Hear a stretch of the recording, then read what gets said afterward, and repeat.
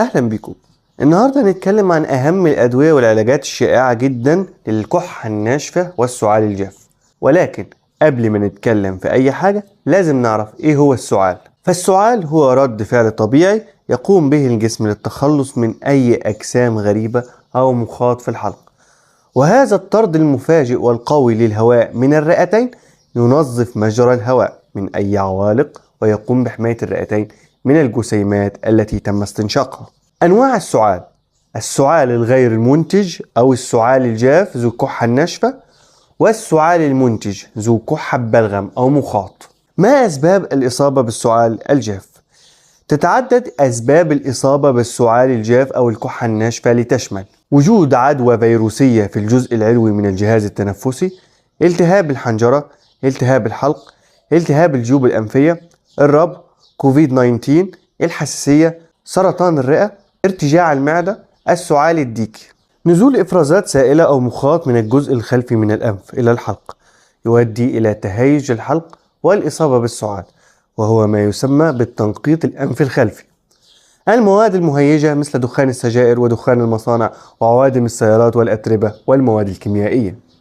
أعراض السعال الجاف: تتسم الكحة الجافة بالخصائص الآتية: الشعور بدغدغة في الحلق، عدم خروج بلغم مع الكحة، عدم وجود صفير أو احتقان مع السعال، انزعاج وقلة نوم. قد تستمر الكحة الناشفة مدة أسبوع أو أسبوعين، وعادة ما تتحسن الأعراض بعد ذلك.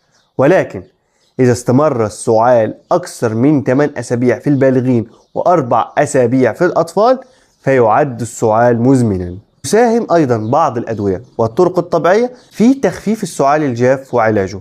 منها: 1. العسل، وهو يساعد على تطهير ممرات الهواء من المخاط، وهو من أهم الأدوية الطبيعية الفعالة للسعال، ويمكن أن يساعد أيضا في تلطيف التهابات الحلق، وهو فعال ويقلل من الالتهابات التنفسية، ويقلل أيضا من السعال أثناء فترة الليل، ويحسن النوم. يمكنك تناول العسل بمعلقة صغيرة عدة مرات في اليوم، أو ممكن إضافته في الشاي أو الماء الدافئ للشرب. ولكن نخلي بالنا، ممنوع إعطاء العسل للأطفال أقل من سنة، لأنه ممكن يسبب الإصابة بحالة نادرة ولكنها خطيرة من حالات التسمم الغذائي لدى الأطفال. وممكن يسبب الإصابة أيضا بمتلازمة الطفل الرخو، وذلك بسبب ابتلاع السموم البكتيرية اللي ممكن تكون موجودة في العسل. رقم 2: المضمضة أو الغرغرة بالماء والملح. تفيد الغرغرة بالماء والملح في تقليل الكحة الجافة الناجمة عن التهاب الحلق.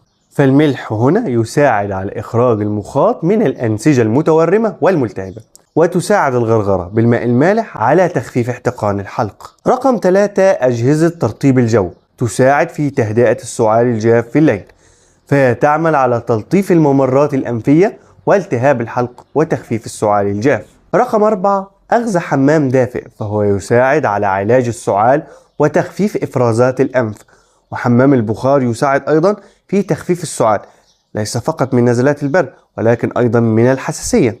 رقم 5: الزنجبيل، وهو واحد من أفضل الأدوية والعلاجات الطبيعية لعلاج السعال الجاف، ويساعد الزنجبيل أيضا في استرخاء وتهدئة عضلات الشعب الهوائية بسبب خصائصه المضادة للميكروبات والبكتيريا. فهو يحتوي على مركبات نشطة مثل الجنجرول، وهو قادر على قمع مجرى الهواء، والذي يمكن أن يؤدي إلى ظهور أعراض الربو. يمكن استخدام شاي الزنجبيل، أو يمكن نقع الزنجبيل أيضا في الماء وإضافة العسل معاه هتخلي الفايدة أكبر وأفضل للكحة الناشفة. ولكن يجب عدم الإفراط في تناول الزنجبيل، فقد يسبب اضطراب في المعدة وحرقة وإسهال. رقم 6: الزعتر، حيث مادة السيمول الموجودة في مستخلصات الزعتر تعمل على تخفيف السعال وتلطف الحلق والفم، وتعمل على استرخاء الشعب الهوائية. يمكن صنع شاي الزعتر عن طريق نقع 3 أو 4 معالق من الأعشاب المجففة في 250 ملي من الماء المغلي، ويمكن إضافة العسل معه لتخفيف السعال. ملحوظة هامة: لا يجب استخدام زيت الزعتر العطري، فقد يتسبب في انخفاض خطير محتمل في ضغط الدم. رقم 7: أعشاب المارشميلو الخطمي، هو نوع من الأعشاب يستخدم في شراب السعال، وفيه موجود أقراص أيضا لتهدئة السعال الجاف.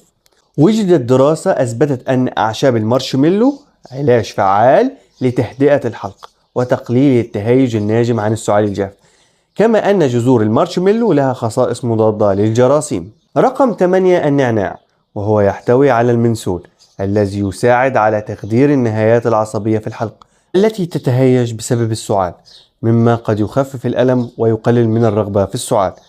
يساعد النعناع أيضا على تقليل الاحتقان، حيث يمكن تناول مستحلبات النعناع أو شاي النعناع. إذا كنت تتعامل مع السعال الليلي فإن شرب شاي النعناع قبل النوم مباشرة سيكون مفيدا للغاية.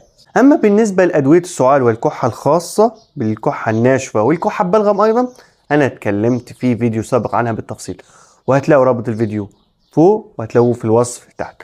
وفي النهاية يا رب يكون الفيديو عجبكم، ما تنسوش الاشتراك في القناة، ونشوفكم دايما على خير.